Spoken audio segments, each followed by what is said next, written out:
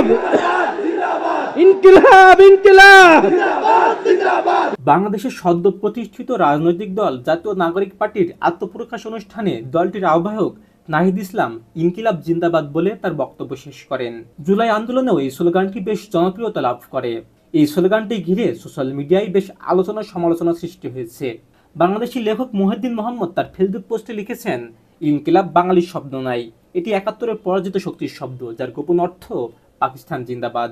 ইনকিলাব জিন্দাবাদ আসলে কি পাকিস্তানিদের স্লোগান? কিভাবে সৃষ্টি হলো এই স্লোগানটি? আসুন তা জানার চেষ্টা করি। পাকিস্তানের জাতীয় কবি আল্লামা ইকবাল প্রথম শব্দটি ব্যবহার করে সাহিত্যে। ভারতীয় ইতিহাসবিদ ইরফান হাবিব লিখেছেন, ইনকিলাব জিন্দাবাদ স্লোগানটি প্রথম উচ্চারিত হয় মৌলানা হাসনাত মোহানির কণ্ঠে ১৯২১ সালে।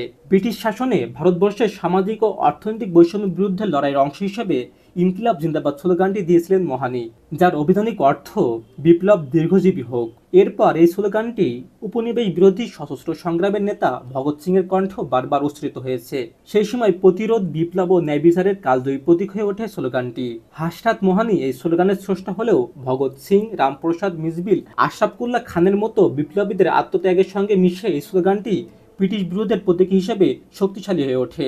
২০২৪ সালে জুলাই ছাত্র আন্দোলনে ছাত্র জনতার মুখে এই স্লোগানটি আবার জনপ্রিয়তা লাভ করে। এরই ধারাবাহিকতায় জাতীয় নাগরিক পার্টির আহ্বায়ক নাহিদ ইসলাম দলটির ঘোষণাপত্রের পাঠের সময় এই স্লোগানটি দিয়ে তার বক্তব্যের ইতি টানেন। Shafed Hossain Shaon, voice of tiger.